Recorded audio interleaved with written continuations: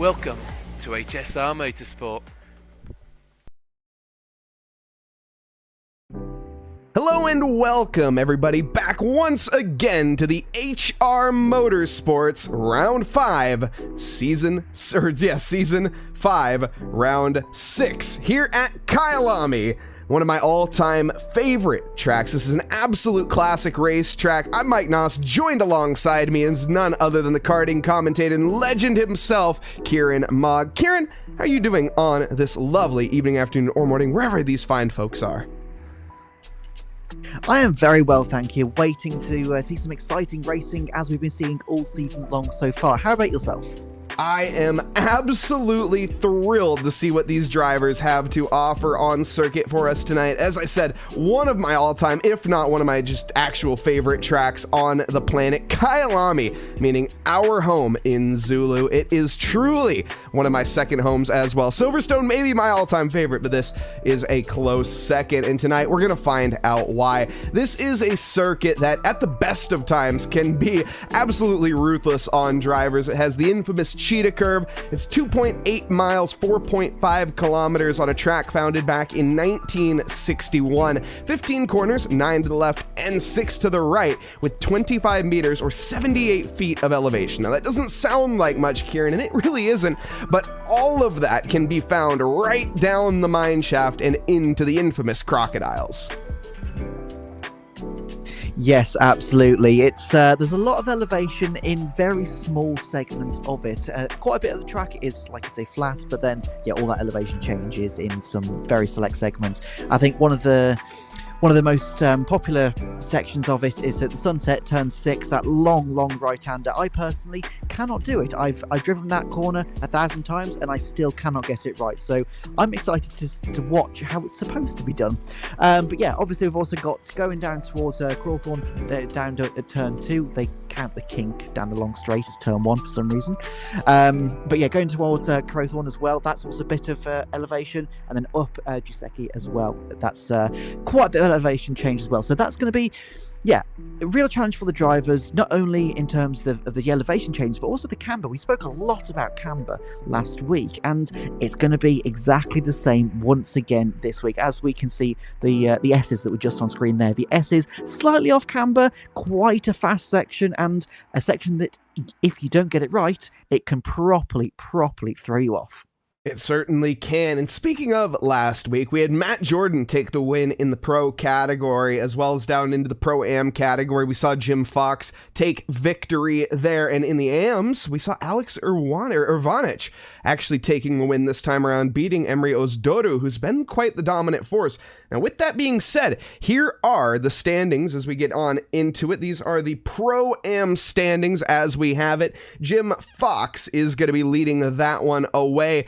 At 85 points, Nick Neville not too far behind, with Mark Niddelings in third with 68 points in that Bentley Continental GT3. We got 4 different manufacturers in the top 4, with Jean-Philippe Pfeiffer in 4th position, Daryl Kruger in 5th, Carl Warburton in 6th, with Michael in 7th, David Janos in 8th, Gus Janssen in 9th, and rounding out your top 10 is going to be William van Leggen. In the Pro class, as we've just said, Matt Jordan is currently leading the championship, and he is starting to pull out an absolutely brilliant gap over Axel Cassidy in 2nd, followed by Ernest Lindbergs in 3rd, Adrian Zay in 4th, Gio Verbrugge in 5th, Simone Massey in 6th, Yanis Mayer in 7th, obviously driving on his home circuit tonight, Adam Dutton in 8th, Mark Henneberry in 9th, and Craig Hewlett of HSR himself in 10th. Craig Hewlett down in 10th right now in the standings, but he was looking good in free practice. Now, there's still one more category to go. This is the AM category with Emre Özdoğdu, who's been quite the dominant force leading it away for the past, well, pretty much every single race that we have had in that AM category. They've taken a hat trick of victories, with their drop round being a 2nd place. Alex Irvanich in 2nd, with Kasper Zavada in 3rd, Tony Rucroft in 4th, with Ben Knight in 5th position, Andrea Losana 6th for these standings at 29 points, and we have, is it going to be Gross Christoph, apologies on the mispronunciations there, in 7th, with Gavin Tyler in 8th, Johan Huben in 9th, and Ray Rucroft rounding out the top 10. And with that being said, I think we babbled on here long enough. Kieran, why don't we get down into the session here itself, at least very, very briefly here, as we have the brief delay, and now we get down into the session. Yes, absolutely. Obviously, we're seeing Johan Huben in the Aston Martin here, coming down. I'm trying to work out where this is. Are we into crocodiles here? I believe we are. Yes, we are. Excellent. So yeah, coming through turn 13, little kink left of 14, then through the very fast cheetah section there. We spoke about the cheetah curb as well. That sausage curb on the inside of that corner can completely throw you off. I've definitely been thrown off by that curb. I'm sure you have been thrown off by that curb, and I'm sure at some point all the drivers have had some issue with that corner as well. Crosses the line, and he is 7/10 behind Ioannis currently in the lead, and he pulls off as well to the side of the track, and I'm guessing he's going back into the pits just to try and do a little bit of a setup change as well. Now, worth mentioning, same as it's always been, this split qualifying. So we've got the AMs out first for the first 10 minutes, then the Pro-Ams go out for 10 minutes, and then finally the Pros for the sprint of the final 10 minutes as well. So these times that we will be seeing coming down, falling, and so what you see at the moment currently on provisional pole is not probably the time that we will see at the end of the session when the Pros do eventually come out. Obviously, we're on board with Jim Fox here, the number 80 McLaren. Obviously, just starting his lap by the looks of it, so coming through turn 1. You can see the elevation change that we were talking about just before, up the Giuseppe sweep as well, and then up to the Appleton barbecue section, through this left-hander. Quite a wide runoff there, but you can get it quite wrong if you just put a wheel into the grass. Here we go though, through the very fast sunset right-hander. Brake, turn in just a little bit as well.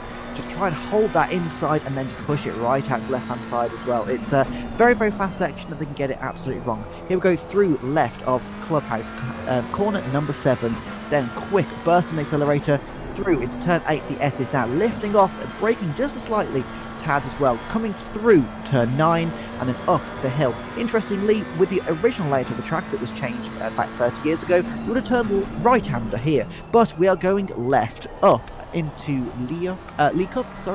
turn 10, then through the kink of turn 11 and back down the hill, coming down towards Mineshaft. Very, very fast left-hander. You can see he's positioned the car right over the right side of the track, then get that sweep in.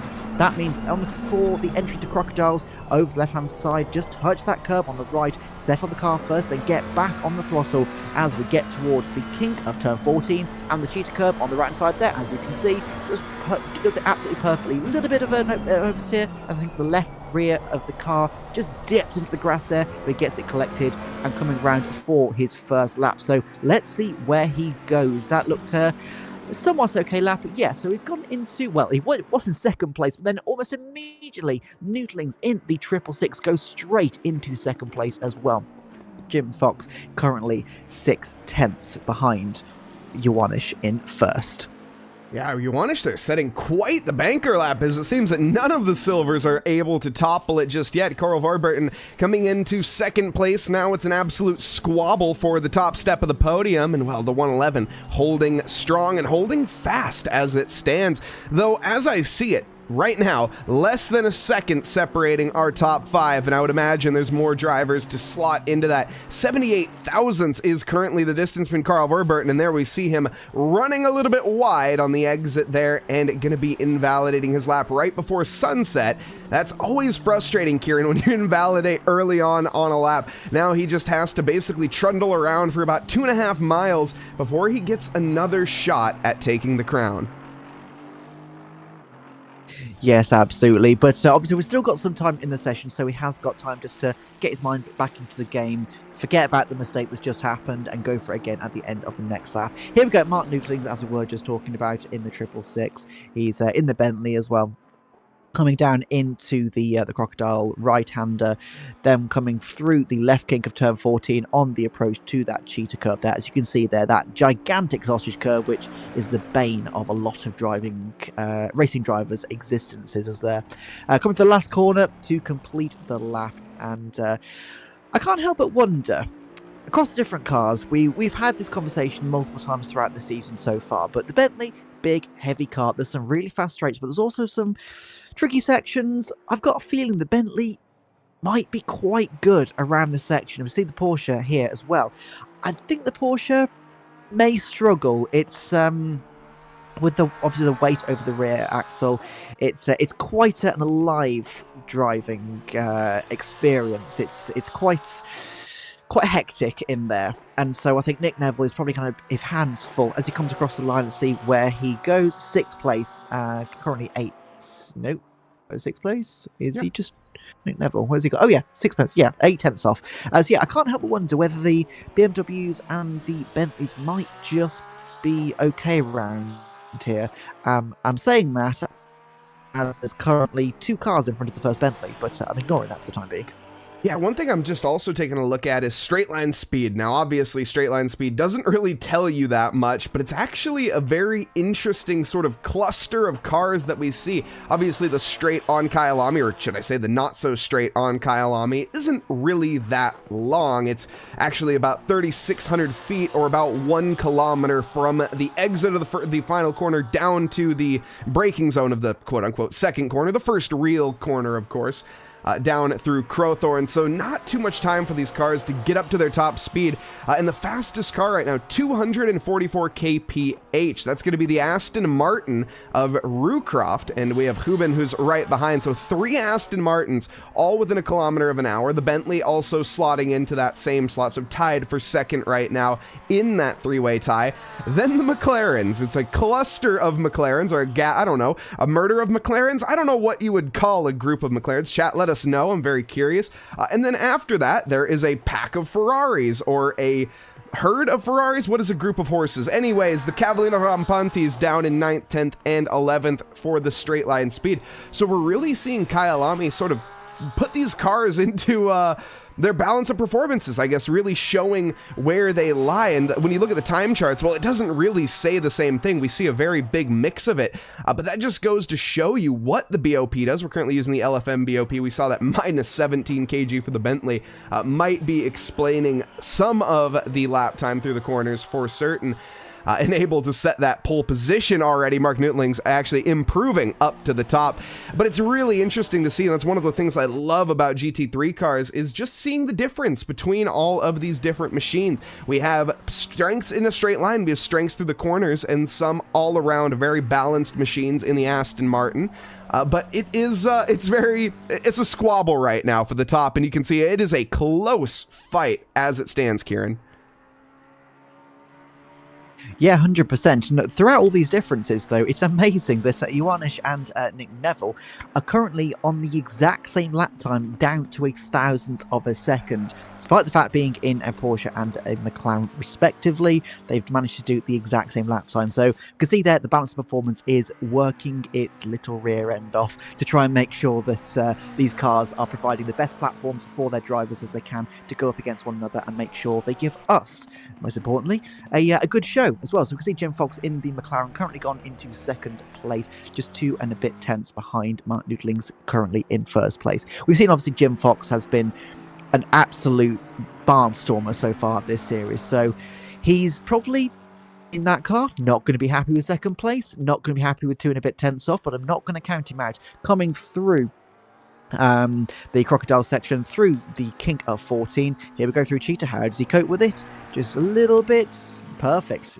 Absolutely millimeter perfect into the final corner now, around the left hand, just getting the wheels on that inside curb, getting onto the power, using all of the runoff, coming down to the line now. Let's see what his lap time is. He comes across the line, and it is 600th of a second now off Newtling. So yes, he is just going after that, but I think he's probably going to have one more lap before the pros are coming out, and they're most likely going to see their lap time and go, hold my beer.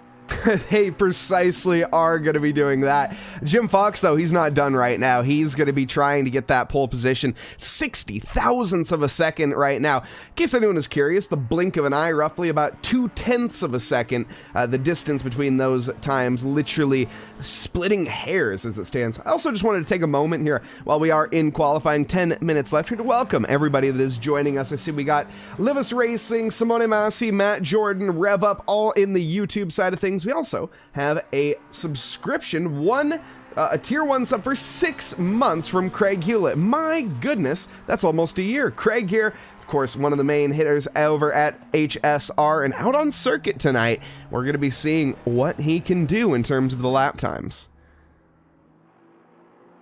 Yes, absolutely. It should be good. Obviously, the pros will be coming out very, very shortly.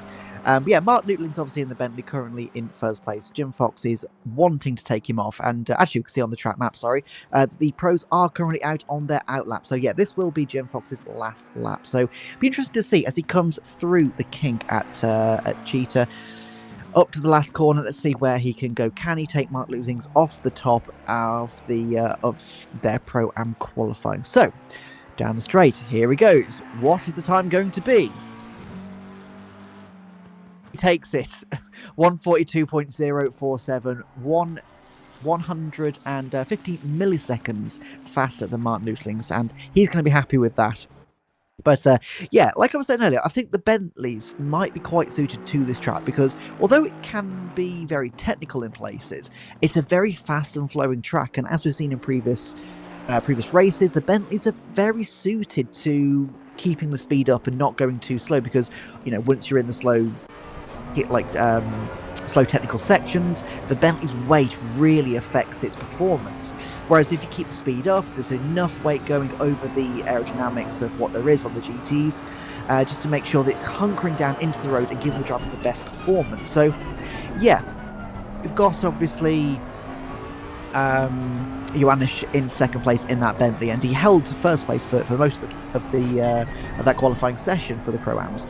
But as we can see with Matt Jordan currently in the number 22, he's been amazingly quick so far this season, and I can only expect him to be fighting right up there, if not dominant, as he has been on a couple of occasions so far already. So yeah, especially in the Bentley as well. So I think Bentley, Jordan, Kyalami, it might just be a fairly tricky combo for the competitors to go up against, but it's always the commentator's curse, not the time cursing anything. It certainly is. This lap, though, looking very solid, as this is going to be quite the good banker lap. There you can see the Bentley using all of the track to its advantage before it makes the turn into Leacup. A little bit of a snap there on exit, too much throttle being laid down. That maybe cost Matt here a couple 10,000ths of a second. Certainly nothing to write home about. Now looking for that braking marker, which is almost invisible off to the left-hand side, trying to get it slowed down for the crocodiles, and now the infamous cheetah. You want to ride close to the curb, but you get too close and it'll take a bite. That was almost pixel perfect, to be completely honest. Now one more corner left through the final and onto the accelerator. Short shift into second to gain the traction. The Bentley has enough torque to tenderize an elephant. Not this time. And Matt Jordan takes pole position and he smashes the door wide open. Yeah.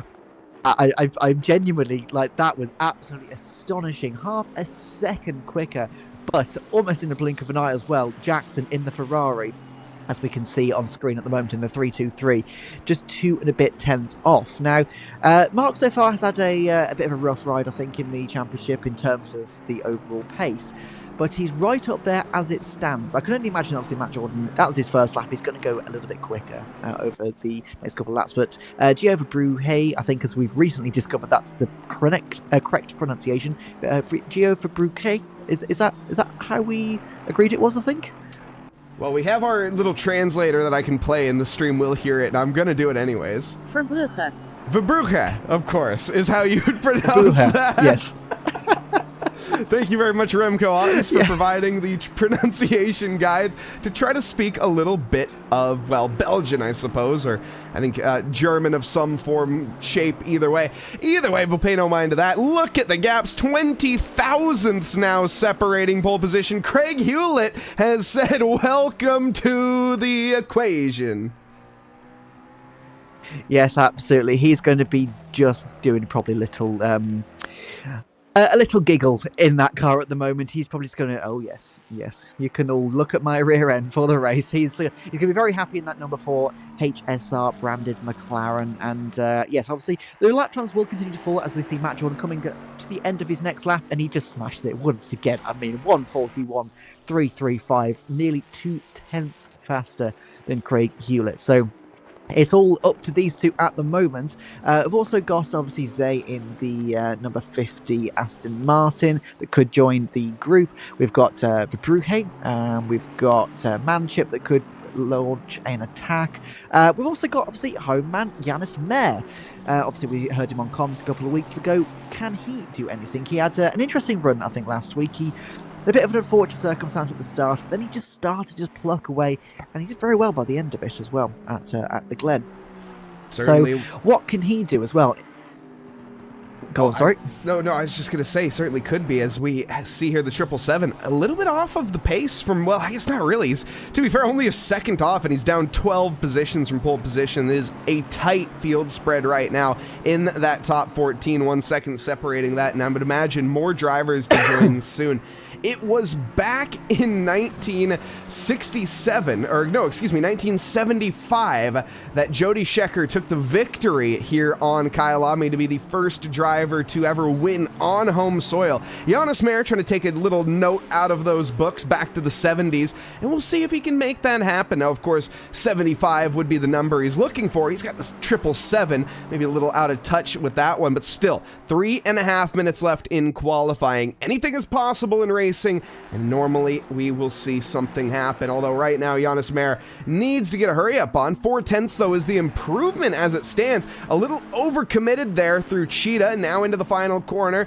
Let's see, is it going to be enough for pole? No, but is it going to be enough to put him into that top 5? That is the question. Jonas Mayer to the line. It is going to be enough for 4th. Oh, wow. That was impressive. That was seriously, I didn't expect him to go that high up, to be honest, especially with putting the wheel in the grass through Cheetah. Wasn't a completely perfect run. We can see him heading back into the pits. I'm guessing he wants a little bit of a setup change. He's not completely happy with the setup of that car.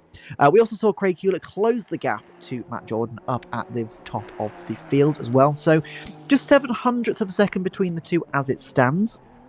It did stand, I do stand corrected, as Jordan has just taken another couple of tenths out, and Hewlett is now 3 tenths behind him. So yeah, let's see what these guys do. But we've got Mark Henneberry in the Honda NSX. We always love watching this car. It is an absolutely fantastic car to watch. I think it's possibly an underrated car. We haven't seen Mark Henneberry towards the front of the pack fighting like we've seen with the likes of Hewlett and Jordan, but he's always in there. He's always providing some sort of a battle as he goes off onto the grass. It's just Honda things. Stop. Okay, so yeah, Honda thing. I mean, we saw that in Barcelona, didn't we? After turn 1, he just disappeared off the track, and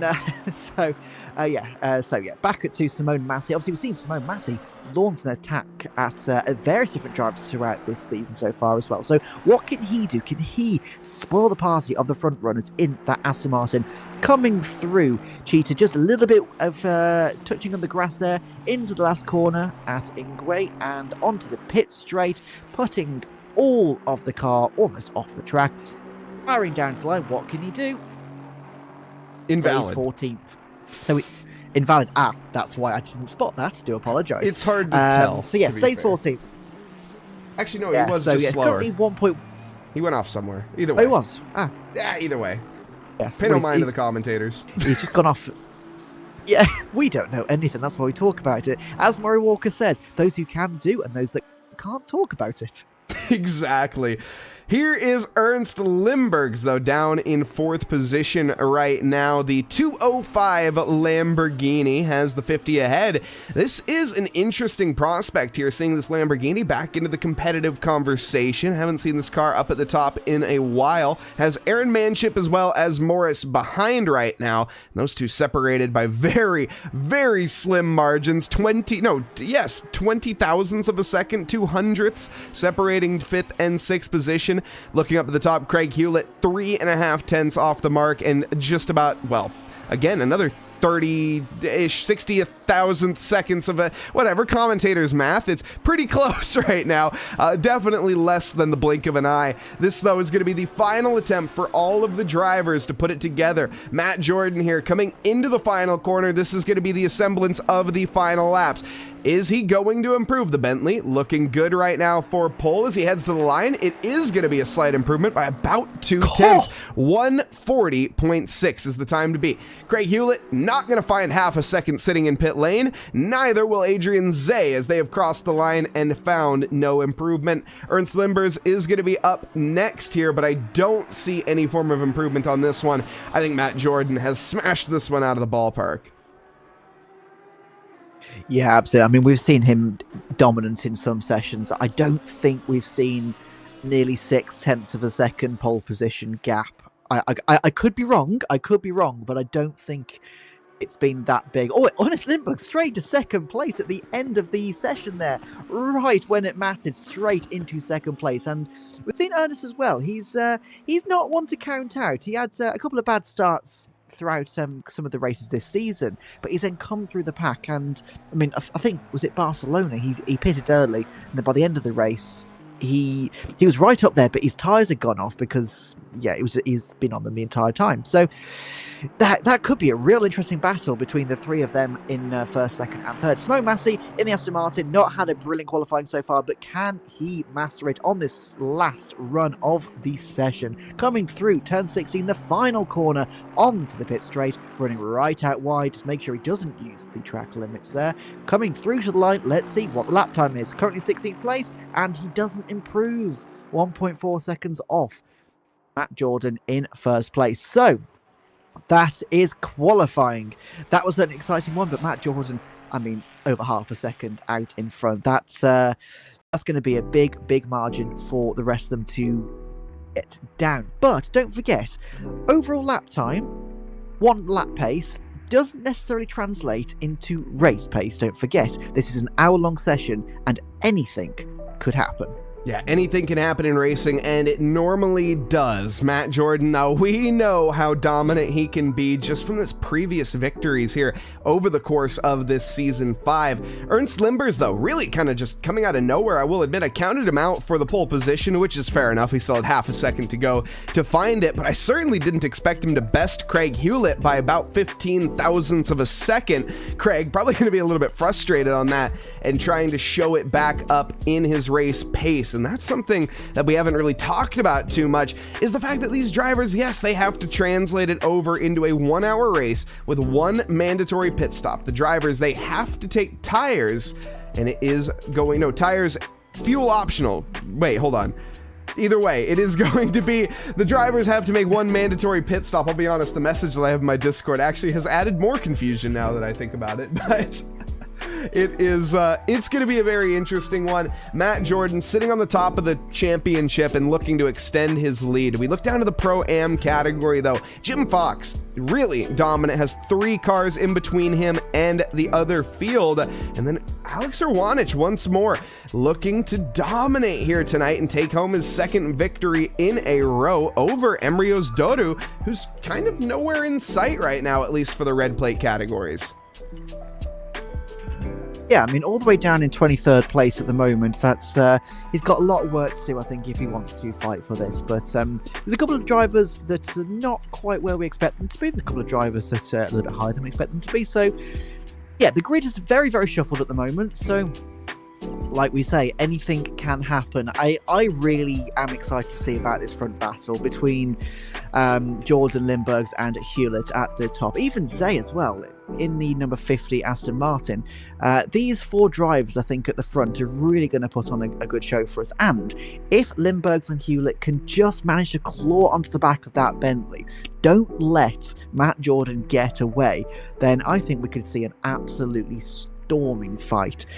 We see some lovely camera work there by Mike. Thank you very much for this wonderful flying. We're almost a drone going through the grid at the moment, looking at all these fantastic liveries as well.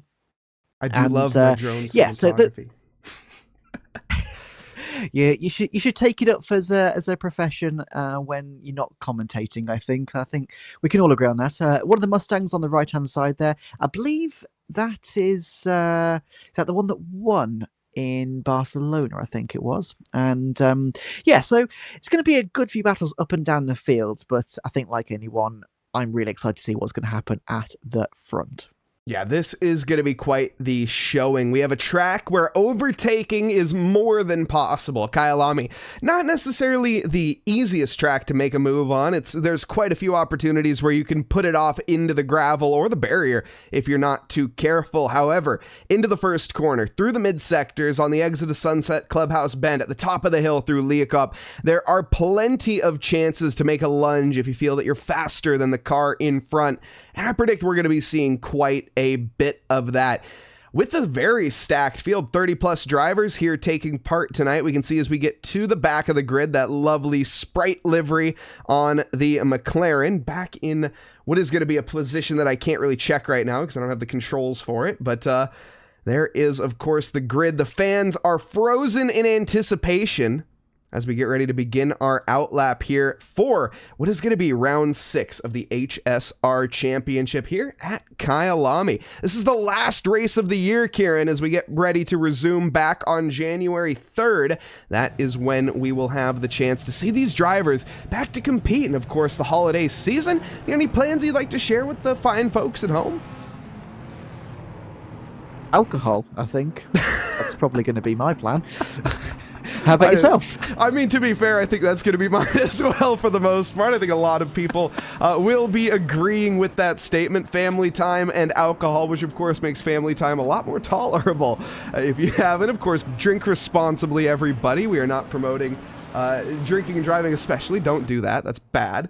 And so other than that, of course, have a good time with the holidays. I want to quote Ted Lasso here and just say, you do what you like.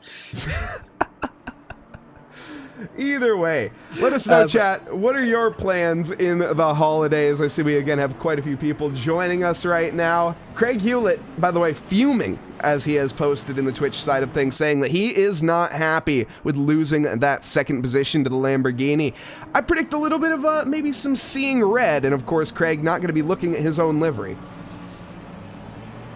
No, absolutely not. Not unless he, well, I could say he accidentally barges in the mirror, then reflects his own reflection back at him, if that makes any sort of sense. It probably didn't. But yeah, so he's obviously going to want to try and make a nice, clean move on that Lamborghini. But I think at the very least, their lap times, would like to say, was it 12 thousandths of a second, I think it was, between the two of them. So these guys are very, very similarly matched. But just because that was over one lap doesn't mean they can translate it to the race distance. So it should be a real good fight. And don't forget, we've also got drivers like Yannis Mayer down in 7th place that we've seen him not necessarily have the best qualifying, but then he makes some positions up in the race. So I think Yannis probably has a bit more race pace than he does qualifying pace, whereas other people might have more qualifying pace than they do race pace. So there's a real variation across the field as well. I think it's 29, 28 drivers. I've just checked. Yeah, 28 drivers. So that Lamborghini, sorry, that McLaren that was looking at on the grid was number 28.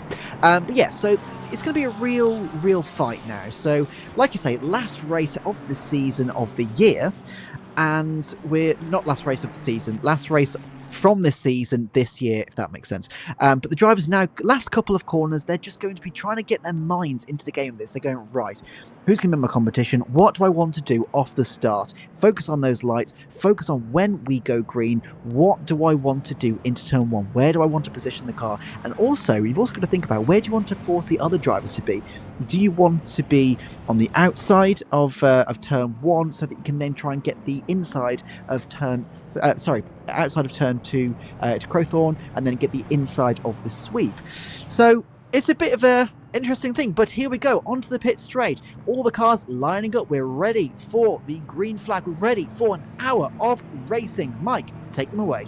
Matt Jordan on pole position with Ernst Limbers alongside the Christmas tree is alight, and we are green, heading down towards Crowthorne, and Matt Jordan getting away pretty well, but has a Lamborghini there onto the outside that's going to be contesting. We have Craig Hewlett, though, side by side right now. He backs out of that second corner, trying to get a better exit there as he gets fully alongside, looking to set it up into barbecue. He has a car, though, onto the back, though, the Ferrari, the Cavallino Rampanti, trying to get a move. Daniel Morris there with Adrian Zay alongside. The top 3 have managed to settle between themselves right now. The rest of the field fairly undecided, side by side as they go through Sunset Bend. It's going to be the long way around if you're Daniel Morris.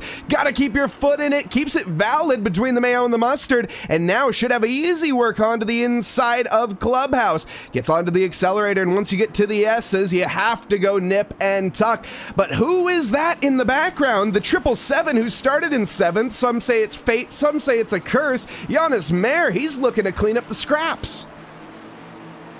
Yeah, absolutely. I mean, these two drivers down through Sunset, side by side, leaving each other just enough racing room. That's exactly what we like to see. The Ferrari still behind the Lamborghini. But yeah, it's just starting to pull away a little bit now as Zay just tries to get on the back of that Ferrari once again, looking left, right, trying to go around the outside now of the Crocodile's right-hander. So that's an interesting weight, but no, he just has to slot back in behind the Ferrari there, coming through the infamous cheetah curve there, just very, very perfect. You can see there the Ferrari just dropping the wheel into the grass, and up the front, I spy, Limburgs is on Jordan. He is, and if you look behind Jonas Mayer, nowhere close right now. Let's see here. And actually, that's Craig Hewlett who has gotten by. Ernst Limbers has not been able to keep the McLaren at bay, and Craig Hewlett with the HSR car ahead of Matt Jordan. I don't suspect any form of aggression, at least this early on. Craig Hewlett probably just going to settle in, keep the Lamborghini of Limbers at bay, and allow the rest of the field really to squabble amongst themselves and form the gap that he's looking for. A bit of a mistake there from Daniel Morris as he kicks up some gravel. That's going to allow a bit of a concertina effect. Adrian Zay having to lift off the accelerator and almost allowing Jonas Mayer to get a look through Sunset Bend. He's still going to try to commit. Heck, why not? You go left, I go right, says Jonas, but he doesn't find the light of day. Yeah, absolutely. And all this time, we've got Mike Dixon in that Ford Mustang right on the rear end of Jonas Mayer's McLaren as well. So can he do anything? He's made up some time. There's a bit of a gap between them at the start of the last lap. So yeah, he could be joining this fight as well. And this is what we're talking about at the start of the race. Yes, the fight at the front will be interesting, but there's fights all up and down. Because see, look at this pack now. Got Dixon just sticking on the back of Mayer. Mayer is sticking on the back of Zay, and Zay is sticking on the back of Morris. This 4-car train coming through the right-hander at Crocodiles, through the left-hand kink of 14, and now the frightening turn 15 cheetah. As we see, Jonas, I think, just puts a wheel on the grass, but he just manages to collect himself. I think he missed the apex slightly on the last corner there, but now he is in the slipstream of Zay in the Aston Martin. And can he make a move down into turn 1? I think he might be just a little bit too far back at the moment, but he's close enough at least just to maybe put some pressure on him a little bit. Also, towards the front, I think Limburgs is just starting to drop away from those front two as well. So this could possibly be a 5-car train, a 5-car battle for that last place on the podium in the opening stages of this race. It looks to be that way. You can sort of see the Bentley there just coming out of frame, exiting stage right. Miles Dixon just really keeping the cars ahead honest. He's saying to Jonas here with his car body language, if you make a mistake, I'm going to come by, and if I see an opportunity, I'm going to come alongside, but I'm not really going to force an issue. I'm not going to go for something that's overly aggressive, not a Senna-esque move. If gap exists, then car gets placed there, especially when you're driving the large Ford Mustang GT3 that is the Ford Mustang GT3. It is quite difficult to find a gap for that car sometimes. Jonas, to be fair though, with a similar situation, the McLaren quite wide, looking to find though a McLaren-sized gap potentially through the mine shaft and into Crocodiles, but no, Adrian Zay not gonna be faltering. He's on the accelerator plenty early, and up at the front right now, it seems these drivers just sort of settling in for the ride ahead of them. Still 1 hour on the clock, 55 minutes left for this race. Little mistakes here and there, but no drivers really falling too victim to it. I do sense though, Kieran, we're watching a pot of boiling water and it's unattended, and it's only a matter of time before it starts to foam over and we have some issues. 100%. We've seen it multiple times this year that when you've got so many cars like this just tunneling down on that one position, they all want that position, they're all fighting for that position, and you know, this is sweaty work. This is quite tricky. We see Jonas just giving a little bit of a bump there to Zay in the Aston Martin. He wants to move out the way. And we can see that was a fantastically optimistic move there for Miles Dixon, just making a gap where Jonas just got slightly on the right-hand side, moves up into 6th place behind Adrian Zay in the Aston Martin. But Jonas is not done yet. He is sticking on the back of Miles Dixon's... Jim Fox there going off in the McLaren at the back there. I wonder what happened. Can we see? Yeah, let's take a look as we have a BMW here trying to go to the inside, and whoa, it's a big mistake there from Jim Fox. He clatters the A-pillar there of the BMW. Oh, I mean, to be honest, it's just a self-inflicted error from Jim, which is absolutely gutting. He was leading the silver category at one point in time here, and since now has dropped the ball. An uncharacteristic mistake from the HSR McLaren. Yeah, absolutely. I don't know if you noticed as well, but coming up through barbecue there, if you take the inside line, there's quite a smooth elevation change, whereas if you take that outside line that he ended up taking because he missed his braking point, the elevation change is quite sudden in terms of you're going up, going up, going up, all of a sudden you're not going up. So I think he started to oversteer as he got that little bit. So I'm wondering whether the car just lost a little bit of balance as he was just trying to collect it, just make it slow down. And that's what ended up with the oversteer, obviously then collecting the unwilling witness there of the Bentley. So, yeah, bit of a tricky one there, but Simone Massey currently 11th place in the number 69 Aston Martin, just rocketing down the straight. He is currently chasing Manchip in the Ferrari as well. We see a couple of drivers right behind him as well. That's Newtlings in the Bentley and the Aston Martin there. Just, Simone Massey and Newtlings just having a bit of a ding-dong. We've seen these two have a couple of fights so far this year, and looks like they're not done yet either. See, the Bentley just makes that move ahead of the Aston Martin. And Zierbrug as well in the number the number 6. Whoa, he's going for it in the sunset. Back up the inside. Gets fully alongside. He is not taking no for an answer. Gio Verbrugge has to back out. Mark Nuttlings, I don't think he was expecting that one whatsoever. He had the line. He was driving a nice Sunday drive through sunset, and all of a sudden there was an Aston Martin fully alongside saying, "Mate, get off the road." Yeah, that was very optimistic there from... Sorry. Oh, I thought he was going for it again. I thought he was going for it. All good. Yeah, Verbrugge, he obviously just into sunset there. He saw the gap, he saw the opportunity, he saw that Newtlings had just gone a little bit too wide, tried to stick his nose in, but no, not quite. Newtlings just managed to hold it around the outside. And this is what I was saying about the stability of the Bentley. It can do that. I'm not sure all the other cars would have been able to do that as well as the Bentley could, but because of the additional weight and the additional size of that Bentley, it can just hold a bit more stability, and that's really going to hold him in a good standing if he has to defend again, which by the looks I think he's going to. So Verbrugge is on the back of that Bentley once again, down through the kink of turn 1 and towards Crowthorne of turn 2. He's not making a move, goes up the inside, and we can see there that Newtlings just has to move over to cover him, but he can't quite move over enough, and Simone Massey Verbrugge makes that move up through the sweep now, and he just gaps Newtlings by quite a distance already. I'm wondering whether... Here we go. Nice replay there. Thank you very much for that, Mike. So, just makes a nice late dive there. Newtlings tries to cover him, but by the time he does, he can't. And then Verbrugge just gives a bit of a tap as he goes past. Look at the gap, though. Because of the line that Newtlings came out on, he then couldn't take that same speed up the hill. And already, the gap between them, I will get it for you, is 1.5. 1.5 seconds. It is indeed 1.5 seconds, just because it started there, coming up the hill, was on the wrong line, and that's the kind of thing that can happen here at this track. It's especially in that kind of complex section, these difficult and technical areas. If you go offline, that's the amount of time that you can lose. And he's now in the clutches of Jackson behind him. But here we go, Adrian Say side by side with Miles Dixon, goes round the outside.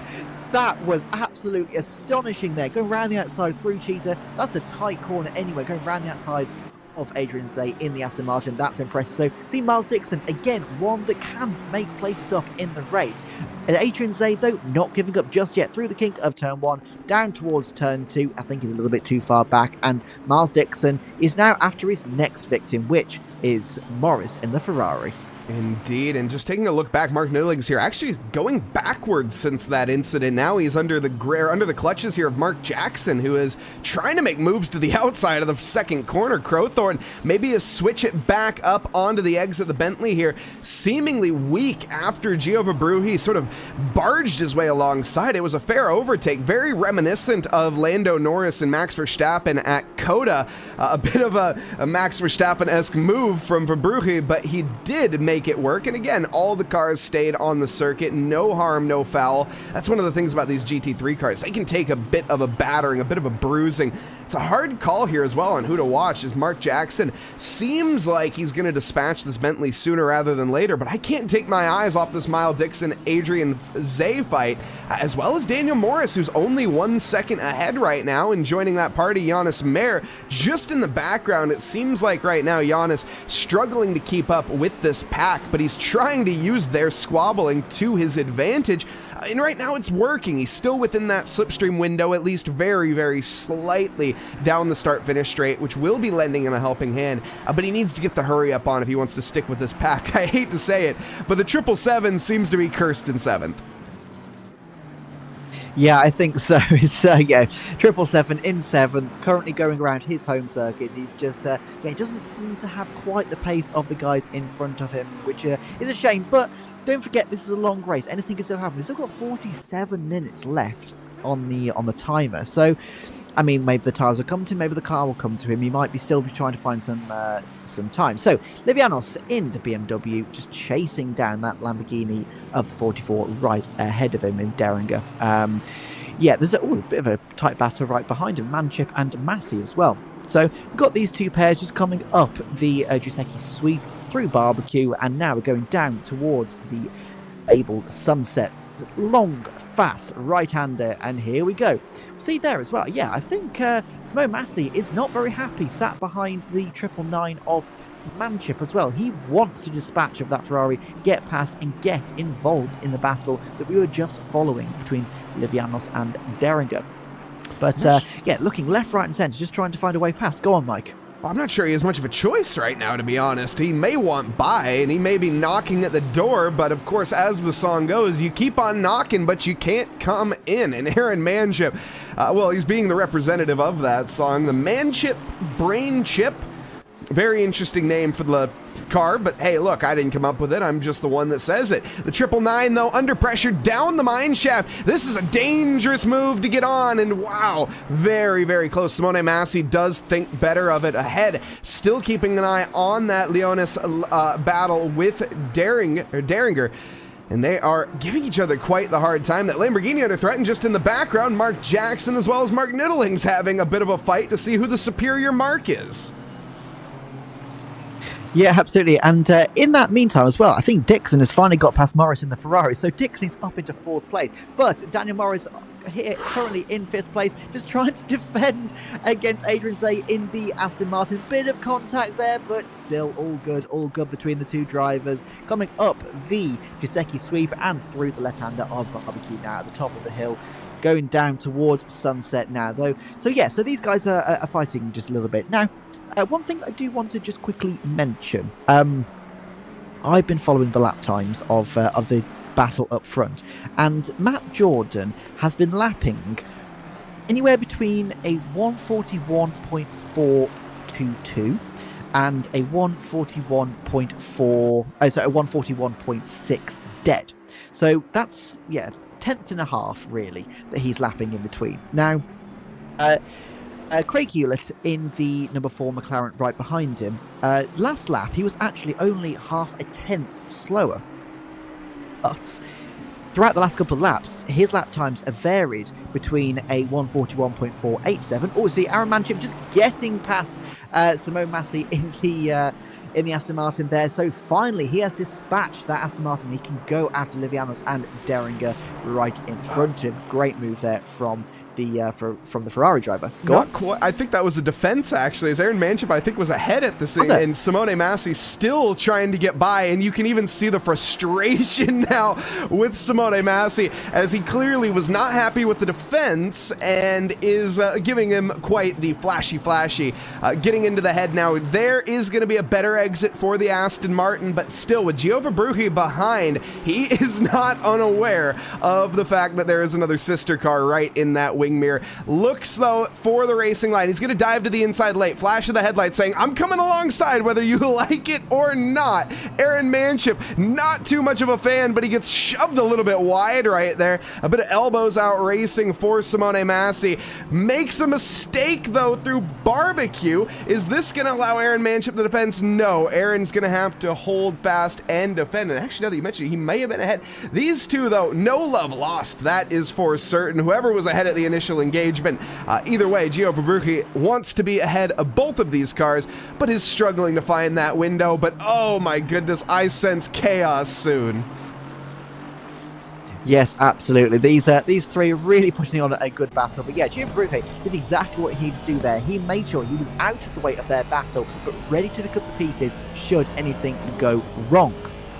So, one interesting thing that I've just been looking at as well, like I said, I was looking at the timings, and Miles Dixon in the number 94 Ford Mustang is currently the second quickest driver on track, second only to Matt Jordan. He has got Craig Hewlett and Ernest Lindbergh right in front of him, and he's barreling down on the back of the Lamborghini as well. But yeah, what I was saying before about Jordan being consistent, he is lapping between about a tenth and a half, really, between his slowest and his fastest laps. Craig Hewlett is lapping around 0.4 of a second between his slowest and his quickest laps, and that's why Jordan is just managed to just pluck away and start pulling away from the McLaren there. So, interesting fighting up at the front. But yeah, so Dixon, he should be, I'd imagine, on the back of Lindbergh's very, very soon. He's still got a second and a half, really, to go. But I'd imagine, up the inside there, Gio Verbrugge, no, not quite.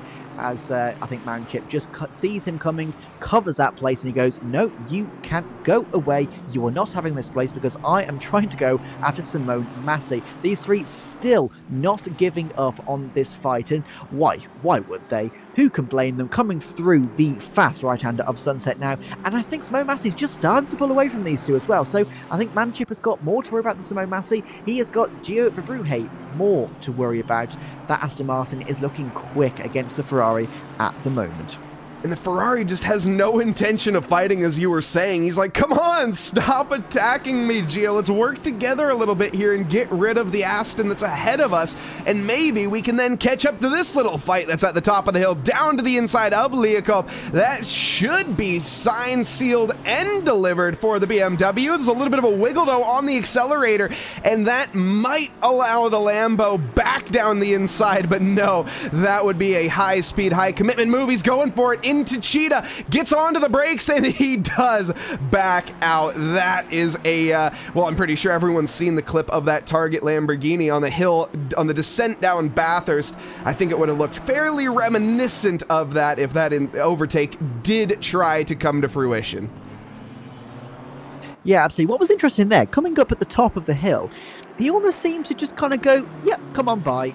I'm wondering, is he trying to stick behind him, or just did he not expect it? Was he just caught sleeping, caught napping? Because even on the coming through the kink of 11 as well, he tried to stick to the outside, almost like he was trying not to ruin his run out of the corner. But he didn't seem to try and get back alongside him straight away. He tried to go for that dive at the bottom of the hill, yes, but either he was caught napping, or he's thinking, is it going to be better to try and work together to go after Yanis? I'm thinking probably he was caught napping, but I'm optimistic. There's no working together in this race, Kieran, right now between any of these drivers. That's a back marker. Don't get too excited. Ben Knight not having a great night. It's going to be the P26 for him, and looking, unfortunately, again, down at that last position. Still, though, we have a battle behind this one going on. Battle between Jackson and Nutlings. This is, again, the battle to see who the superior mark is, and Jackson right now trying to say, mark my words, I will make this happen. Pun after pun after pun. But yeah, that Ferrari just stuck on the back of that Bentley. And it's great to see, obviously, these guys fighting. We've seen these guys fight a couple of times. But it's interesting about how the cars are reacting as well. We've seen that Bentley, interestingly, with Jordan at the front of the grid, he is just pulling away. Whereas Newtlings, he's been caught by a couple of different drivers. So maybe a different setup between the two drivers, and they're struggling a little bit. But that Ferrari is right on the back of that Bentley. Jackson wants to get past, but he's dropped a little bit of time there through Cheetah up to the final corner. But back on the brakes there. So I think, yeah, so that Ferrari's got much better braking. But as we come down the pit straight here, this is where we see the benefits of that Bentley. He can just power away from the Ferrari through the kink of turn 1, down towards turn 2 at Crowthorne. But we can imagine that the Ferrari will make some time up turns 3 and 4, as we imagine the agility of that Ferrari will outpace the Bentley. Yeah, almost always straight back onto the Bentley through these kinks as well. So yes, it's a real cat and mouse between the two cars, because each has their advantages and each has the disadvantages, and that is why we love GT racing. It really is. This is truly the beauty, the song and the dance that these drivers have to try to participate with each other. Mark Jackson here struggling a little bit, it seems, as Newtlings just getting the best of him for the time being. Again, for the superior mark. That's what I always love to look at when you have the two same names battling with each other. We also have Emrios Doru joining us in chat. I thought that was a name that I shouldn't be recognizing. Lost connection with pedals and didn't join back. Our championship leader, if I'm not mistaken, Emrios Doru, has unfortunately faced a DNF tonight due to a pedal malfunction. Now, this will be chalked up to their drop round, so at the end of the day, this shouldn't affect the points too much. Let's at least look at the slightly beneficial side of things, but it is still quite gutting, unfortunately, as we have some condolences in chat as well. Yeah, absolutely. I mean, yeah, he's leading the AMP category by 10 points over Alex Ioannis. So, yeah, it will count to his drop round, so it shouldn't affect too much, but it just makes him in a position where he's now not got a bad result that he can then put off to a drop round if he has a bad result in the next couple of races. So it's almost taken away from him. Definitely a shame to end it like that, 100%. But one thing I did want to mention as well is we are now getting into the territory of the pit, and we can see Mark Henneberry currently in the pits as well. So this is where we'll see people trying to overcut and undercut. Now, I'm not too up to speed on GTs around Kyalami. You'll probably know a bit more about this than I will. What would you rather recommend, an overcut or an undercut around this track? I'll be completely honest, I don't think it matters that much. This is one of those circuits that is, in my opinion, I don't think it's the most important for undercut versus overcut. With the current strategy that we have on offer, I do think that most drivers are just going to go in for their stop, take a set of... I mean, I still don't even think tires are necessary in this 1 hour race, but if they are mandatory, I'm still unfortunately not completely aware on the pit requirements, and if there are tires required or fixed times, that would change quite a lot in strategy. But for the most part, I don't think it matters too much at Kyalami, just due to the fact that it's a very even wear circuit. It's 15 corners, 9 to the left and 6 to the right. So you would think that the right-hand tires are going to be, or excuse me, the left-hand tires are going to be, no, right-hand tires, yes, are going to be worn a little bit more, but it's still just down to the amount of load that gets put on them, and it's about even in terms of wear. So the tires, you're not going to have a big fall-off window at Kyalami. This isn't a super abrasive circuit like Indy. Your tires aren't just going to fall off a cliff, and therefore it doesn't matter necessarily. If your tires go to hold that thought, let's see if we have a move here onto the outside. The Lamborghini thinking about it, it shouldn't be able to get it done. If your tires do just fall off that quote-unquote proverbial cliff, then sure, come in for the undercut. If not, ride it out as long as you can. If not, go in for a pit stop even if you have good tires. It doesn't matter in my opinion. That's the long and short of it. Giova Brugge, I would like to see him go for the undercut, as just the fact that he has the pace, but he's stuck right now, and trying to go around the outside of Sunset is an optimistic look at the best of times. You might be able to get it stuck alongside for the clubhouse bend if you can carry enough momentum, but onto the exit here, if you don't get that done, settle in for the roller coaster ride, because you're not getting by on the S's unless your name is Derringer. No, okay, he is not a nut who's crazy in a coconut, at least crazy enough to do that. Yeah, absolutely. I was just quickly reading some of the information. So tyres is mandatory, fuel is optional. That's what we've got to deal with. So they will be changing tyres, but they can choose to not take fuel. So it depends on obviously what the strategy has going. What I cannot speak. Sorry. What their strategy has been for this race. So yeah, it could be interesting. This. So yeah, so they will be changing tyres. So there will be a drop off, and there will be in their minds as well. That's an interesting thing to talk about, because when you know you have to change tyres, it just means in your mind that you can kind of like, okay, I can use them. Don't have to, oh, here we go, Gianluca, you said he needs to do the undercut, and in he comes. So, yeah, so exactly. So, I think it's definitely interesting mindset change when you have to change the tyres versus when you don't have to change the tyres, because when you have to change the tyres, it's like, well, I can just use these. I don't have to preserve them or anything. I can just use them as much as I want to do. Whereas when you don't have to change them, it's like I need to preserve them. So they can absolutely go flat out, and that's what we like to see, 100%. So Martin Outling's in the 666 Bentley, currently all by him lonesome. He's got a bit of clear track at the moment, so he needs to really knuckle down and try and make sure that he doesn't get undercut.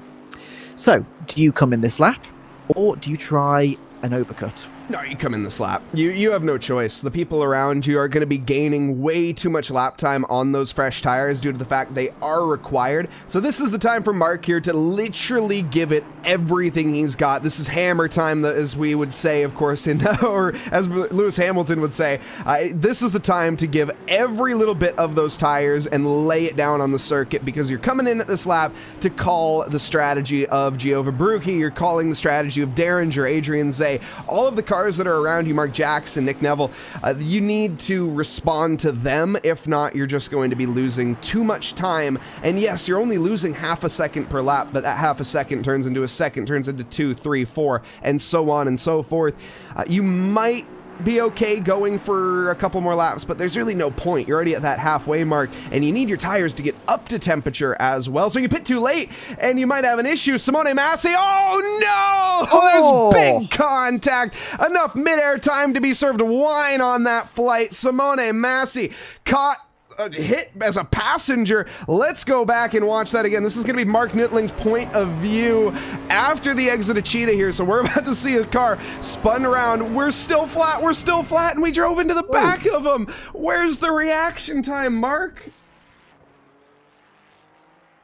That was confusing, and the fact he's stuck in pit entry as well. I don't know what. Oh, he's back in the pits now as well. There we go. So yeah, double wave yellows down at the back end of the track there. But yeah, that was really interesting. I'm not. I genuinely don't even know what to say about that. I think somebody was looking. There were not great. I think somebody was maybe looking at their pit strategy and trying to adjust some stuff. Like, I think they were going in that lap no matter what, but to be honest, their car wasn't positioned to go in. It was literally, looked like that was, I mean, I don't want to, obviously it wasn't intentional, I'm just going to say that straight up, but it looked pretty intentional from the outside point of view. We'll have to get a debrief on that a little bit later. Keep an eye on the Discord, !Motorsport Discord if you're in Twitch, or just head down to the description. Here we see Miles Dixon electing to go for the alternate strategy, goes for the pit stop here on this lap. I love it. I love to see that. When you're stuck, go for something different than the car ahead. Daniel Morris, if he went in, or excuse me, Matt Jordan, no, yes, Daniel Morris, if he went in, you don't go in, and if he stays out, you go out. Do the opposite to the car ahead, and that's what we saw there from Dixon. Love to see it. Let's see if it pays off. 100%. So, like we say, Matt Jordan has just gone into the pits, but Craig Hewlett pitted, I think, 2 laps ago. The gap was sort of top end of 3 seconds, so I think probably getting more towards 4 seconds now. So, be interested to see what the gap is coming out here, because it will give us a good idea what the difference is when you undercut. I know you were saying, obviously, it's kind of neither here nor there, really, but we'll get a first world's perspective now of exactly what the gap is between them. So, coming down the start-finish straight, currently in 7th place, Craig Hewlett. Obviously, that's not his actual position. That's just because of the pit stop. So, he will be behind, and he is... Oh, it's saying that he's 9 7? seconds behind on my 6? screen. The timing screen's still figuring it out. I got like 4 seconds on mine. Looking at the gap, I'd say it's about 5 seconds. Yeah, there we go. It's back up to 5. Okay, So, yeah, yeah. about 5 seconds. So yeah, I think Jordan's actually pulled out a little bit more of time against Hewlett there. So yeah, not exactly what Hewlett wanted from that. He had a slightly better stop. That's Matt Jordan that had 1 second less time spent in pit lane total, so that actually might account for that exact second in terms of that undercut. So Craig Hewlett maybe missing his pit box, missing the pit limiter at some point. Well, it was something along those lines. Clearly, maybe a little overly cautious into pit lane. It was through the driving time in the pit lane, so it wasn't actually due to the stationary time. That was about dead similar, so maybe missing his pit box, Craig Hewlett. Somebody maybe didn't practice their pit entries. Yes, absolutely. Speaking of pit entry, Ernest Lindbergh has just come into the pits as well. So, him versus, well, he was with Dixon now. So, I think him versus Dixon will be an interesting one. So, where is Dixon on track? Can we find him? The Going in 8th cameraman place, can't. coming round. Oh, there we go. We found him. It's all good. It's all good. So, coming through the kink now and going down towards Cheetah, then through the last corner. So, where does he come out against that Lamborghini? So, down the pit straight, where will he come out? I think he might just be able to jump him. So, out of the pit stop comes Ernest Lindbergh, coming down. I think he's got him still. I think he's still in front. He is. So he's just about managed to stave off that attack from Miles Dixon. And Miles Dixon now, he's got to do it the old-fashioned way. He can't jump in the pit stops. He has to make that move out on track. But the thing is, Miles Dixon, he's had some serious pace. So I think we're going to see a fantastic fight between these two drivers for that last spot on the podium. Holy smokes, that was close. Wow. Rucroft kind of placed his car right on the racing line, and that Ford Mustang GT3, well, let's just say the Aston Martin nearly had a Ford Mustang-sized hole in his machine there. That was very, very close. Thankfully, both drivers heads up there from their decision-making, and this is actually a battle for position that we see right in the back. This is going to be Henneberry and Rucroft having their little bit of a bout. It has not been all sunshine and rainbows for the Honda NSX in this championship or in this race in particular. It's been a bit of a struggle bus, to put it lightly, to be completely honest. The number 12 here, it's even struggling to get by. The 27 should be able to make it work here, but no, he's actually just pulling off to the side and letting other cars by. So clearly the fight is, well, you've always heard the saying, it's not about the size of the dog in the fight, it's the size of the fight in the dog. I think the fight's gone in this dog. I've never heard that saying before. Maybe it's an American thing. It must be an American thing, is now I feel a little awkward. Or well, Kieran, No, now you never know mind. you have a new saying. Well, speaking of American fighting, here we go. The Mustang on the back of the Lamborghini. It is horse versus bull now, as the Mustang comes right up the right-hand side. Can he go right around the outside? I think he's just about got it covered at the moment, but he goes for the all switcheroo, as Crofty says, and there's a bit of contact in between them at the moment, but he just tries to get on the inside there, goes right up the inside through the barbecue left-hander, and coming down now towards Sunset. So Ernest Lindbergh will be on the inside for the long right-hander of turn 6. Can Miles Dixon stick around the outside? He's trying it, but no, he has to back out. That's very sensible. He's now going to stick back in the slipstream of the Lamborghini. In fact, he's going to go right to the right-hand side. That's clever. That's very good driving, because now he's put Ernest Lindbergh on a suboptimal line coming out of that corner.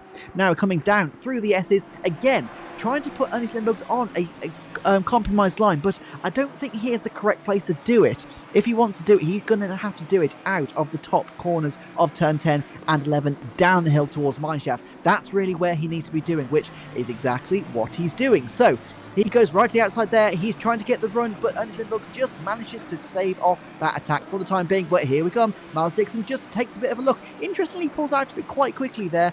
Coming down towards the Crocodiles, turn 13, goes right to the outside once again. Ernest Lindbergh is defending so heavily, but I think he's messed it up this time, and Miles Dixon gets right past. He slots in, he forced that mistake, he's earned that place exactly how he needed to do, and he is up into 3rd place. That was a textbook overtake from Miles Dixon. He forced the mistake out of Ernst Limbers, made him go overly defensive in a corner that he had no intention of going around the outside, made him miss his braking zone, and just like that, the position is his. He has now found himself on the bottom step of the podium with 9 seconds, 10 seconds give or take, to Craig Hewlett ahead. Uh-oh, this looks like some disaster through Cheetah. Let's take a look. Aaron Manship as well as Gio Vabrucchi going fully alongside, I would imagine. Let's take a look at the mayhem. So there was a mistake through Crocodiles. Vabrucchi capitalizes, and this is just, Kieran, a simple case of 2 not going into 1.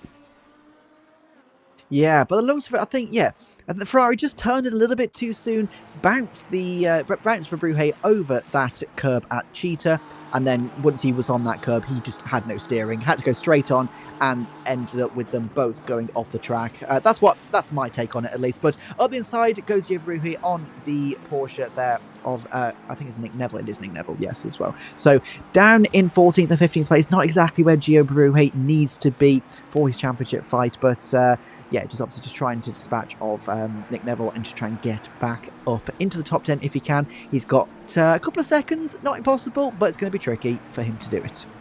And revved up in chat, currently running in 32nd minute. Wait, hold on, I'm not sure. Are you in the race right now? Either way. Yeah, that was a bit of an incident, that's for certain. A big welcome to everybody joining us here on the HSR Motorsports YouTube channel, as well as the Twitch page. We're live on both. If you guys are enjoying, do hit that like button, hit that subscribe button, as it's free on YouTube. And heck, if you got a little bit of extra funds and have Twitch Prime, I should say, you can use your free Prime sub over on Twitch for HSR Motorsports, and that would mean the absolute world. We currently are sitting around the 87 subscriber mark or follower mark, and we're looking to hit 100 by the end of this year. We just got subscriptions available, so we thank everybody for getting involved here on HSR. And once again, the battling here, Kieran, is never cease. It's an unceasing top, as you might say, as Adrian Zay, Daniel Morris, they're back at each other's throats. Yes, absolutely. They are very, very close on track. One thing I have just spotted is Miles Dixon is currently 3.7 seconds behind Craig Hewlett, and if he continues going in the way that we have been seeing him go, maybe we could see a battle towards the end of the race for second place. But that's a bit further down. Adrian Zay currently in that Aston Martin, just stuck behind Morris in the Ferrari at the moment, 6th and 5th place at the 14 and the 50. Just gives a little bit of grass on the exit there, coming up the top of the hill into turn 10 of Leo Cop. It just takes a little bit of different line. See there that Adrian Zay was just prioritising the exit, whereas Morris went more for the entry and then wide exit out. So yeah, different lines between these two drivers, obviously just trying to find the gap. Yeah, he's a little bit of a gap now, I think. So Morris, I think by the looks of it, he got that fantastic run down the straight. He's just pulled a little bit, maybe a tenth or two, just further away from Adrian Zay in that Aston Martin, and he's just dropped back a little bit too much now, so he's going to have to collect himself back up and try and get once again onto the back of that prancing horse. Yeah, this has been a bit of a, I want to say, it's a good day so far for Zay. He's down 2 positions from where he started. Miles Dixon, by the way, up 6 positions. Same with Livianos in 7th, up 6 positions themselves. Jean-Philippe Pfeffer, by the way, 7 positions gain, tied for the biggest gainer here tonight. He has gone from 19th up to 12th, as well as Gross Christoph down in 18th positions. He has gone up 7 from 25th to manage for an 18th position for the time being. Other drivers that are close to that mark, Tony Rucroft up 6 positions as well, so just on the heels of the biggest gainer. We'll see. Jean-Philippe Pfeffer, well, he might not be done just yet. We can see he's under threat, though. He's leading the silver category as there's some side-by-side action between a gold plate and a silver. That's Gio Vabrucchi, who got by Jim Fox. Gio still on that recovery drive from the contact that we saw in Cheetah earlier. This is a driver that certainly likes to wear his heart on his sleeve, I sense. Yeah, absolutely. He's absolutely fighting for his championship as well, don't forget, because He currently is... where is he in the championship? I'm just trying to have a quick look. Verhey is currently in 5th place, and he is only 4 points behind Adrian Zay. Now, Zay is in... Where is he at the moment? Zay is in 6th place at the moment, so at the moment Zay obviously would be able to pull out a little bit more of a gap against him, but yeah, obviously, like we say, he's just in damage limitation mode at the moment. He's just trying to get back after that incident we saw him have with the Ferrari a bit earlier on. Takes a little bit, too much wide there, and that Jim Fox doesn't need any second invitation. He's right on the back. He tries to go for the move, but he's just a little bit further back. Now, what would you do? Would you go for the move, or would you know he's a little bit faster? I'm just going to stick with him and just see if he can drag me along. I think he's probably going to go for the latter, or maybe not. No, I think he wants past. I think he wants past that Aston Martin. So Jim Fox, the wily old fox, as I think I'll call him, Wily Fox, he just wants past that Aston Martin. Aston Martin goes once onto the grass there, but he manages to keep it together. Now he is stuck behind Pfeiffer in that Ferrari. What can he do? He's stuck right on the back of him, down towards turn 2 maybe. I don't know if he's close enough, but we've seen him make some dives so far already today. Is he going to? Yes, up the inside, and Pfeiffer doesn't challenge it. That's the right move. He's got his own race to worry about. So, Verhey back up into 12th place. So his recovery drive takes one more position, and Daniel Morris has come together with, who was that? Was that Christoph? Yeah. That was Christoph in 18th position. So we're going to go back. Let's take a look. So this is Christoph here moving over to the side. He takes the inside line, and it's just a miscommunication, to be completely honest. Maybe a bit of two nice blue flags. But I mean, to be fair, if you don't let him by in that sector, you're going to be holding him up. I understand Christoph's perspective. It's just, I mean, to be honest, you might just chalk that up to a racing incident, or, to be honest, the fault of the driver on the lead lap, as it is the responsibility of the quicker car to make their overtake safely. And we didn't see that there, unfortunately. But the battle here between Jim Fox and Felipe Pfeffer is not done yet. This is a battle for silver lead. Yeah, absolutely. Jim Fox is right on the back of that Ferrari, and I think that's probably why Pfeiffer just got out of the way of Verhey, because he was like, I don't want you in this fight. Get out of the way. You are not in this battle. You're further up. I am in my own battle right now with the wily Fox right behind him. Jim in the McLaren there, just trying to find any way past that he can. One thing I find quite interesting, on the front of that McLaren is written roadkill. Is that what he's trying to do to the Ferrari we're riding on board with at the moment? But coming into the final corner now, at the moment he's just doing everything that he needs to do. And one thing we did just see as you had a quick look through the other cameras there, was that Ernest Lindbergh's, although he's been overtaken by Dixon, he is not out of it. He is still on the back of that Mustang, so that's possibly something to keep an eye on as well. Yeah, there we go. So he's not completely fallen back from Miles Dixon. Miles Dixon, he had some pace, but he's not managed to pull away from Ernest Lindbergh's in the Lamborghini as well. So this possibly could go right down to the wire between these two drivers. I can't imagine that Lindbergh's is going to be very pleased to see a Mustang where a McLaren once was. No, I definitely do not think that to be the case here.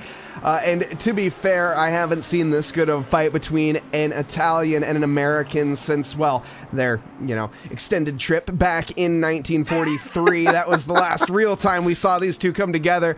But here we go. This is going to be Bull versus Mustang one more time for the final time of this year as well. Again, this is the last race of the year, not the last race of the championship. We still have 2 more rounds to go, and what has happened here to our previous silver plate leader and battling for the silver plate lead?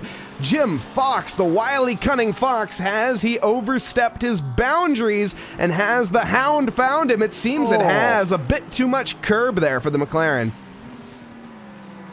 Roadkill, I think, was referring to himself, apparently. That's a bit of a shame. Yeah, got right up onto the curb there and just completely lost all grip, absolutely. So that's a definite shame there for Jim Fox in McLaren. But he's on the back now of Nick Neville, so he's going to have to try and gain those positions back. But we can see Daniel Morris behind the BMW of Livianos at the moment. So this is possibly an interesting battle. We've seen both of these drivers in some pretty intense battles so far this race, but not with each other. So this could be an interesting one to keep an eye on. BMW versus Ferrari, Germany versus Italy. They were once allies, they were enemies, and once again we can see today in South Africa they are enemies. Up the inside, Daniel Morris, no, he thinks about it twice, and Livianos just managed to get back in front, well, he stays in front, I should say. through the S's down there. Now, coming up to Leokop at turn 10. So, down towards Mineshaft is really where we're going to be seeing if Morris can make any sort of difference. See there, the differing lines between the two cars. Up the inside, no, not quite. He just tucks back in behind the BMW there. Livianos goes a little bit too wide, but BMW is just trying to keep that Ferrari right behind him. Daniel Morris is looking left and right, and he sticks it up the inside right. Livianos gives him enough racing room, and the Ferrari makes that move, exactly capitalising on the mistake from the BMW and up into 6th place. High speed, high commitment move from Daniel Morris, and to be fair, I did not think he was going to get that one done. The BMW could have closed the gap, but it certainly would have ended in tears for both drivers. A very respectful race, and Daniel Morris there showing off some incredible racecraft. In fact, heck, both drivers, Livianos as well, showing that he can defend very respectfully and not too hard. This fight still on. Ernst Limbers, Miles Dixon, the fight for the bottom step of the podium. The other two positions, I don't want to say have been sealed at this point. Anything can happen in racing, and it normally does. But there is a 10-second gap to the good from Craig Hewlett to Matt Jordan, and about 10 seconds from Miles Dixon to Craig Hewlett. This fight, though, is only going to further that gap because Ernst Limbers has no intention of letting Miles Dixon go. In fact, he has the only intention of getting by him and trying to drop him like a duck. Well, I guess like water off a duck. Yeah, absolutely. I just want to say, through the sunset section there, that Lamborghini looks so composed compared to the Mustang. I think, yeah, the Lamborghini must suit this track very well. It looks so much more stable than that Mustang that Dixon is currently driving. But I think Dixon just has the legs on the straights. Lamborghini is stronger in the bends and under braking. The Mustang just looks a little bit stronger on the straights. And this is what we were looking at between the likes of the Bentley and the Lamborghini and the Ferraris earlier. The differing cars, the differing strengths and weaknesses, and this is why we love it. So into the last corner, you can see Lamborghini got right up once again on the back of that Mustang, but down the back straight we expect Dixon is just going to start pulling away, and yes, there we go. Once again, he is just pulling away from that Lamborghini, but coming down towards turn 2 at Crowthorne, up through the Giuseppe Suite, this is probably where the Lamborghini would gain a little bit of time over him. So he just needs to try and find a bit of time, and then I think his best bet is just try and force Miles Dixon into a mistake. But we've seen Miles Dixon has completely dominated the race. I think it was I can't remember where it was, but he dominated one of the races that we saw a couple of weeks ago. He is a tricky customer to try and get past, and I think what we've seen with drivers being pressured into a mistake might be a bit more difficult with the likes of Miles Dixon. Yeah, Miles Dixon took the victory at Barcelona, so he managed to really wring the neck of that Ford on that circuit, a track that very much favors straight line speed. As you mentioned, though, this circuit, not too long of a straight, but the Ford 4 kilometers an hour faster in a straight line, and that's even with the slipstream help for the Lamborghini. So the Lambo isn't going to get it done on the straights. That's just not an option, to be fair. The 205 Donatello machine has to know that, and the Teenage Mutant Ninja Turtle has to, well, improvise. Go for something, as Kieran was saying, in one of the twisty bits. Go for a move into the crocodiles, which is, again, very dangerous, and you have to be ever so cautious, and the driver that you're trying to overtake kind of has to let you by as well. It can be a tricky situation right now if you're the 205, and as you said, just sort of trying to force the driver into a mistake. Here we go, through the final corner, the Lamborghini with a much better exit as well, but we're going to just see the fact that it does not matter how good of an exit either car gets. The Ford just unleashes the true horsepower down the start-finish straight. Absolutely. I think by the looks of it, he's getting the closest to Miles Dixon at the last corner, which is obviously after a couple of very tight, twisty little sections. So I think if you can get a good exit out of Leokop at turn 10 and 11, then just completely ring it through the crocodiles and Cheetah, he might be in a position to go for the move into turn 16, that final corner. Obviously, it would be a drag race down the start-finish straight, and like you say, that Mustang would have the legs there, but by the looks of it, I think that's his best bet in terms of on pure performance. The other option, like we were saying, is forcing him into a mistake, but by the looks of it at the moment, Miles Dixon is just keeping that cool head. He's not making any mistakes. He's doing exactly what he needs to do. Jim Fox, like we were saying earlier, past Nick Neville in the Porsche. Nick Neville not really fighting too hard at the moment. I think that's probably sensible. Just letting Jim just get back past him. And Fox is going to go after Pfeiffer up ahead of him. So that is for the lead. So he didn't actually lose a massive amount. 10 minutes left on this race. 2.5 seconds is the gap. No, it's not the gap, sorry. That's Pfeiffer to Verbrugge. So that's going to be 1, 2-ish seconds. Yeah, about 2 seconds between the two drivers, I'm guessing. Can he do that in 10 minutes? Yes, it's possible. Is it going to be easy? Absolutely not. And as Murray Walker once said, it's one thing to catch, it's certainly another thing to overtake. And with this, I mean, to be fair with Jim Fox, we've seen him get to the back of Jean-Philippe Pfeffer multiple times, and every single time he's bottled it by himself. I mean, we'll just put it as it is. It's been a night to not forget for Jim Fox. He's still running in second position, but it's just been a game of mistakes tonight at Kyalami, and they've been adding up and adding up. And the Frenchman sort of starting to walk away, or rather did start to walk away. We've seen this gap, though, get closed time and time again. Previous lap, a 143.3 for the Frenchman, Jim Fox, 142.5, nearly an entire second difference, which almost certainly means that Jim Fox will be having a chance for the lead, at least within the next 8+ minutes. It's a matter of, can he get it done? Can he get it onto the brakes, and where does he do it? He needs to be careful not to make mistakes like that. I sense at this point, Kieran, he's just overdriving the car. I think so, and I think that's what caused the mistake initially as well. He is just so keen to try and get past that Ferrari. He is pushing that McLaren to its absolute limit. And we saw there, coming up last corner, that little bit of an oversteer. As we see, Ernie Slimbugs again. So, coming down towards Mineshaft. This is exactly where he needs to be if he wants to make that move into turn 16. So, stick right on the back of that Mustang. Try. And interestingly, yeah, Miles Dixon just taking a much wide line through that to the entry of Crocodiles, but Ernie Slimbugs, yeah, he's just dropping a little bit away coming out of that corner, and I think that's probably why. So, coming through the Cheetah right-hander on the back of the Mustang once again, he's not quite close enough, and I think if he were to take that slightly wide line through into Crocodiles, maybe, just maybe, he could carry that additional speed, keep that minimum speed a little bit higher, and get on the back of that Mustang. But at the moment, Miles Dixon is not cracking from the pressure of that raging, rampant bull right up his chuff. Yeah, and that, I mean, it's an interesting thought experiment to be going for that, because the line that we see for Miles Dixon is pretty much the racing line. That's the quote-unquote optimal line to be taking to maximize your speed. Ernst, they're going for a bit of an aggressive move. This, though, could potentially open a door, though. Is it going to through Sunset? No, the Lamborghini just a little too far back to capitalize on the mistake there from Miles Dixon. A little bit of a joker lap this time round, but not going to be causing too many issues. This isn't the newest iRacing update. We don't have gravel getting spewed amongst the track, despite the fact that I wish it would. A look here to the inside of the S's. I'm pretty sure that's going to be just a dream, and yeah, that was never going to be on that move. Very dangerous if he did go for it, but at the top of the hill, Leacock, this is a chance.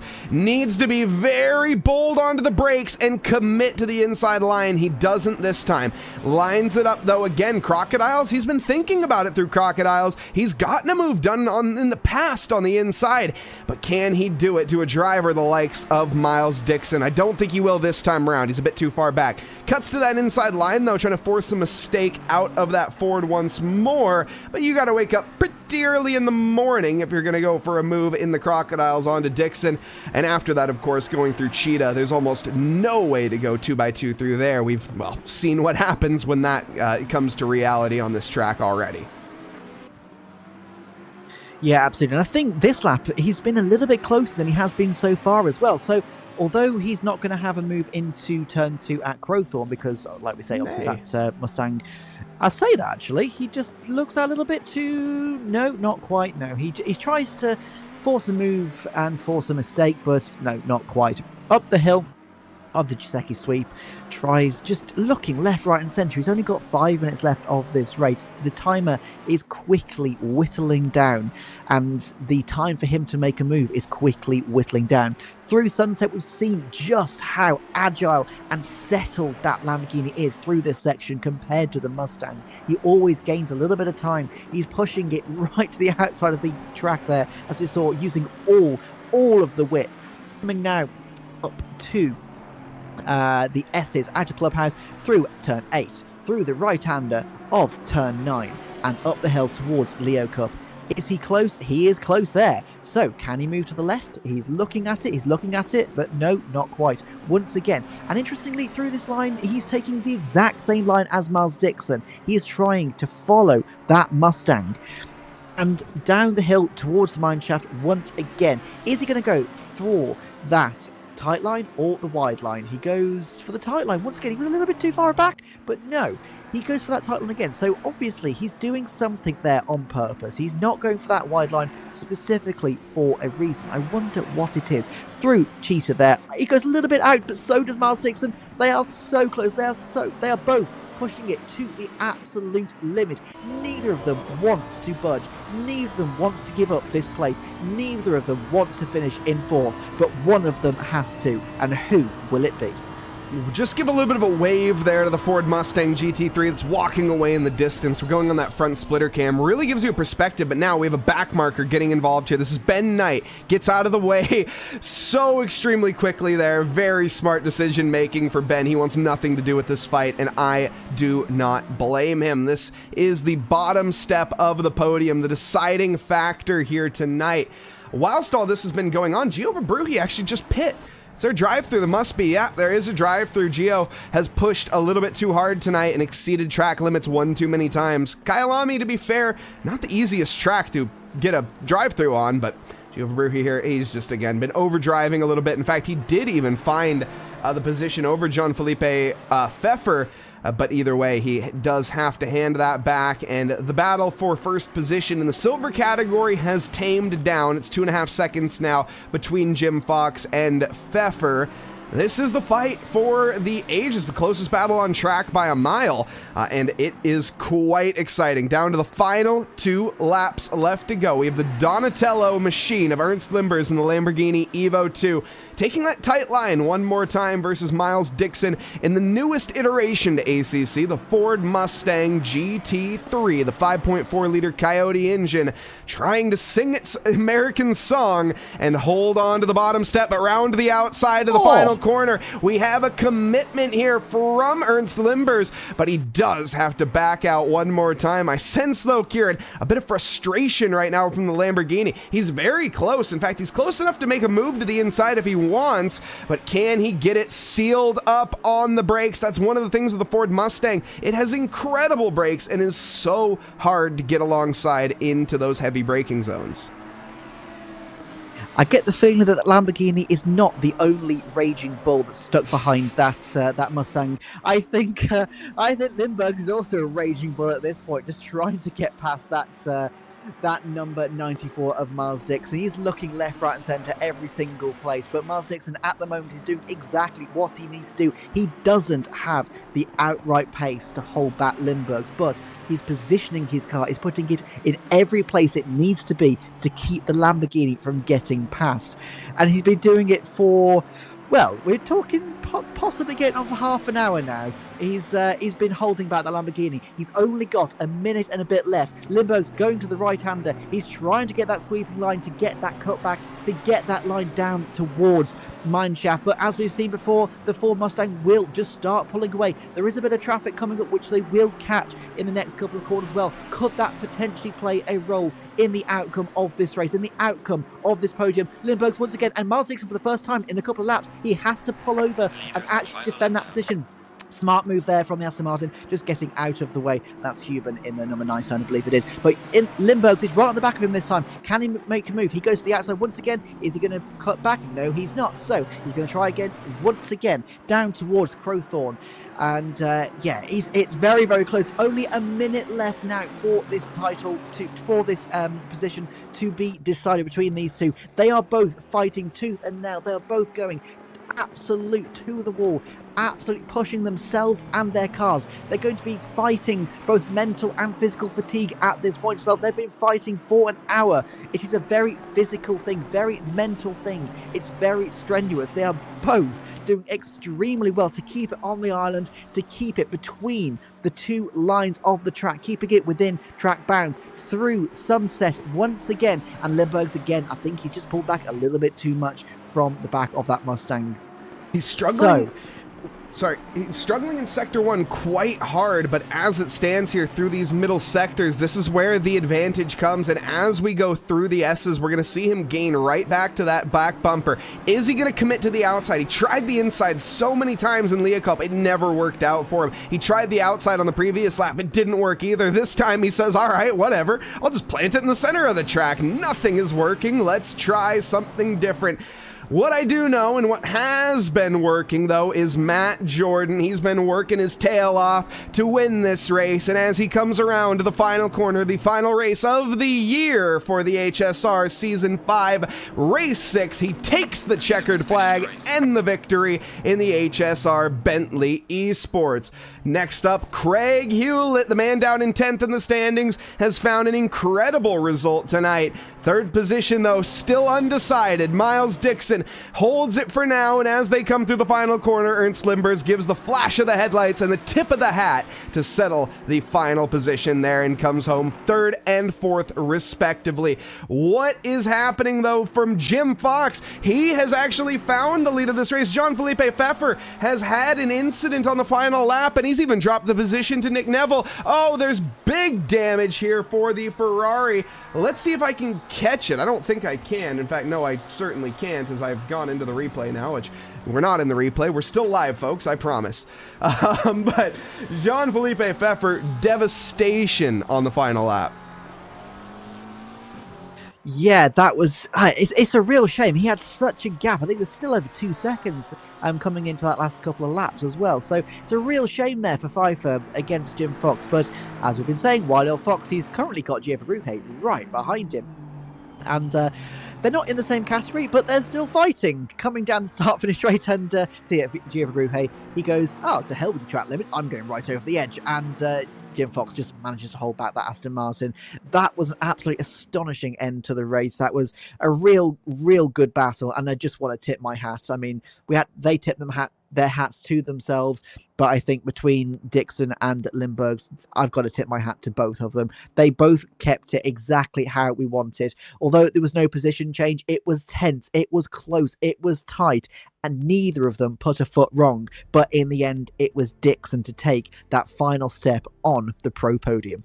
What a race we've had to finish the year out here at HSR Motorsports. If this is a championship that interests you, get involved. Head down to the Discord in the Twitch or the YouTube side of things. Exclamation mark Discord to find more information on the Twitch side of things. And if you're on YouTube, just head on down to the description and you will find a link to head you on over. Get involved in the HSR community. There's still 2 races left into next year. Just because you can't win the championship doesn't mean you shouldn't get out there, race with the community, and have a little bit of fun on circuit, because Kieran, that's what sim racing's all about, and these drivers tonight demonstrated that to perfection.